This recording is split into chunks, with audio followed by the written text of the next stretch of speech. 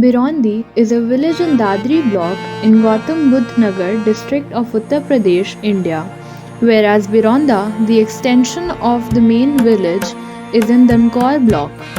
It is a part of the Greater Noida region and surrounded by other villages like Eachachhar and Jaitpur. The village is surrounded by sectors Pi 1 and Pi 2. It is a pretty inclusive village of its own kind.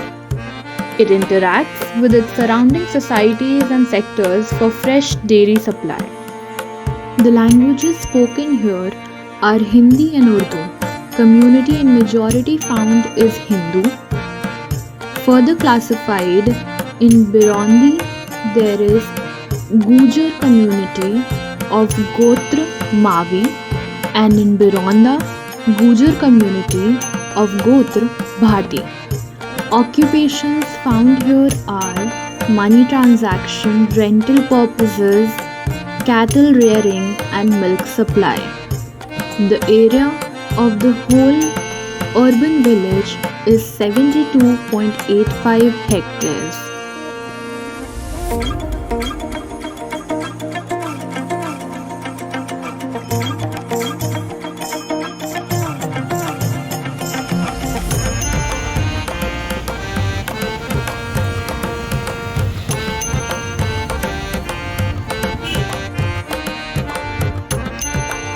It used to be primarily an agricultural village, but due to urbanization and lack of land to cultivate in, it is one of the major occupations which has been vanished over a period of time.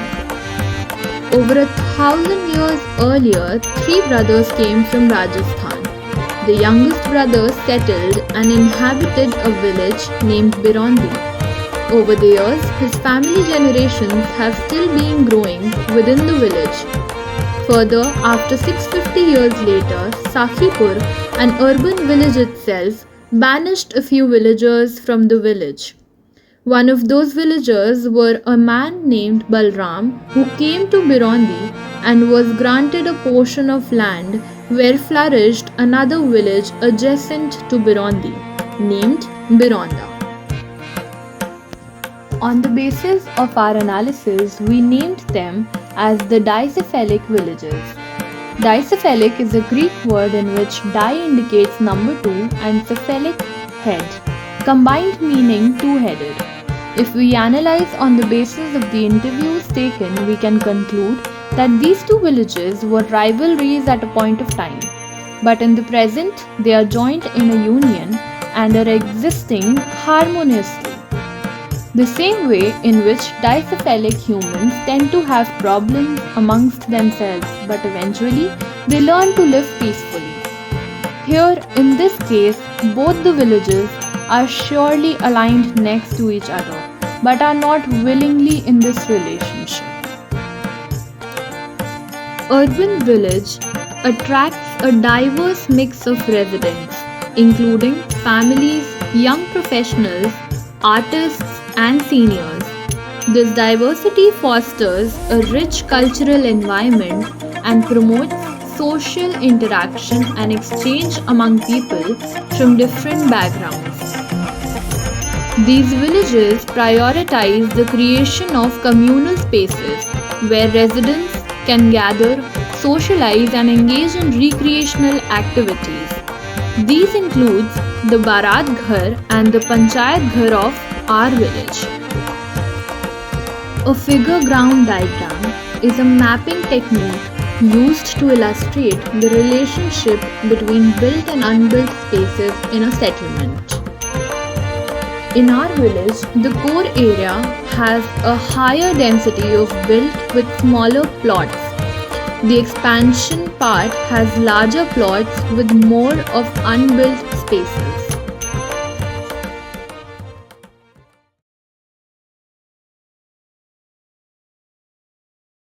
It is often seen that evolution happens over a period of time. Major densification of building structures along the edges or periphery of the village was observed during the period of 2017 to 2021. In the same period of time, also observed a drastic decrease of open or pervious spaces as these were converted into built structures to accommodate more villagers.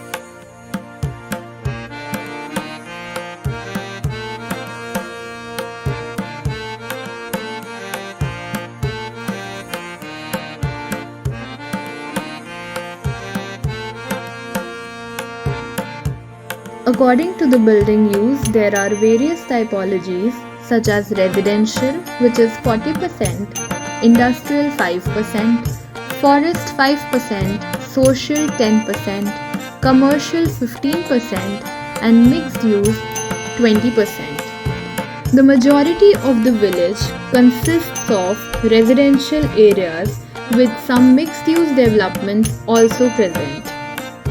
Commercial spaces are limited within the village.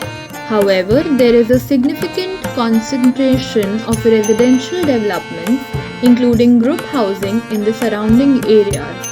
The site context of the village is predominantly characterized by residential typology, with commercial uses confined to a specific part of the village.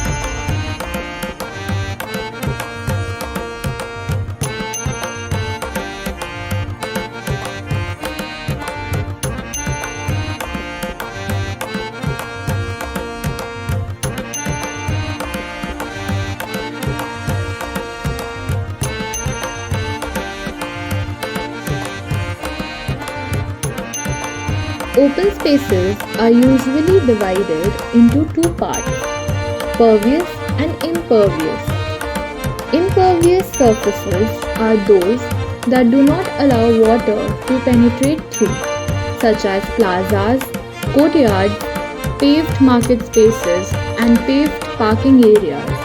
In contrast, pervious surfaces are materials or areas that permit water to pass through. Examples of pervious surfaces include parks, playgrounds, and vacant land.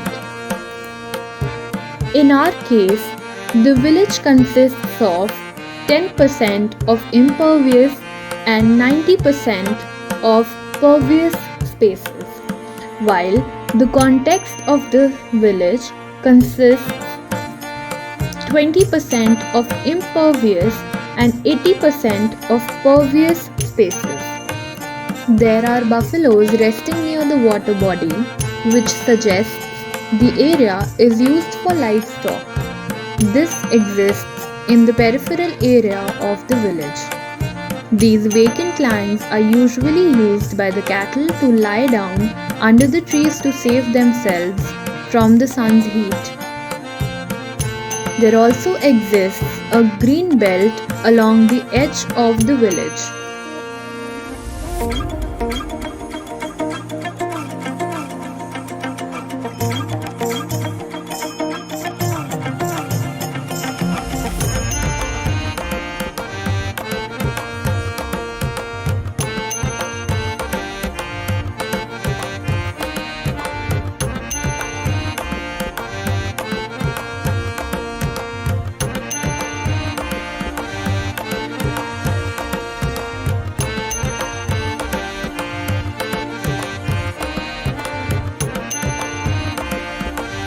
Within the village, the buildings are majorly of G+1 and G+2 levels with 37% coverage.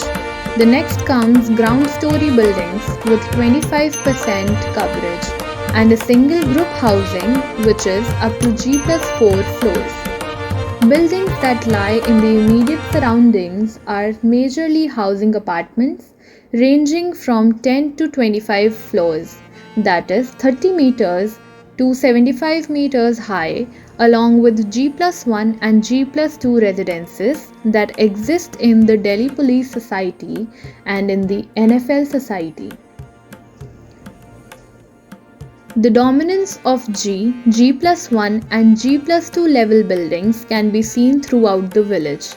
The skyline of the village and the nearby areas vary drastically.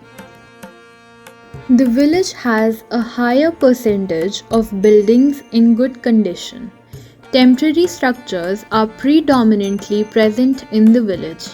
Additionally, some ongoing constructions indicate further development in this area. Demolished structures are relatively rare in the village.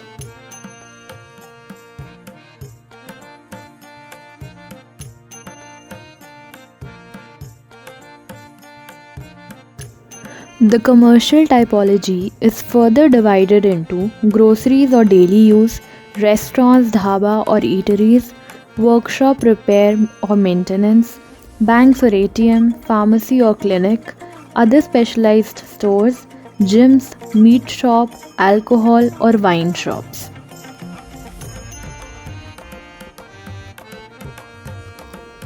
Overall, the economy of the village is dependent upon the retail shops which is making as a business asset to the villagers. There were also small shops such as repair shops, liquor shops, meat shops that were mostly located on the edges of the village that would be accessible for both the villagers and the outsiders.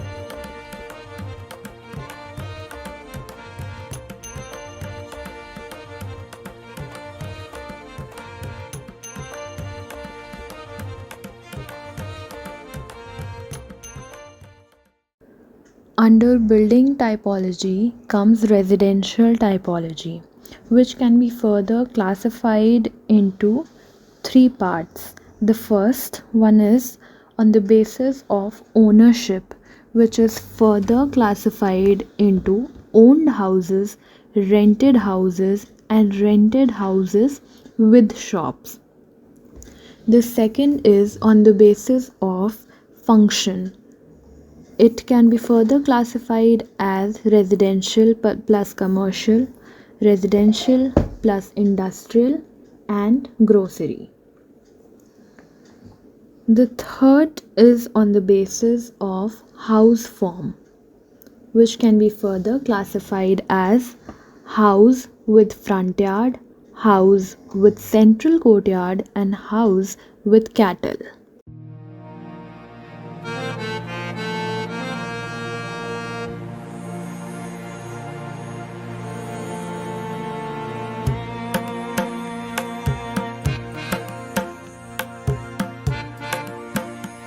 The vision states establishing an urban village, Birondi Bironda, to promote indigenous growth and building of ties among the locals. The objectives are as follows: bridging the gap between the two villages, developing existing natural resources, enhancing the living conditions, encouraging community practices and gatherings, evolving the village through nodes.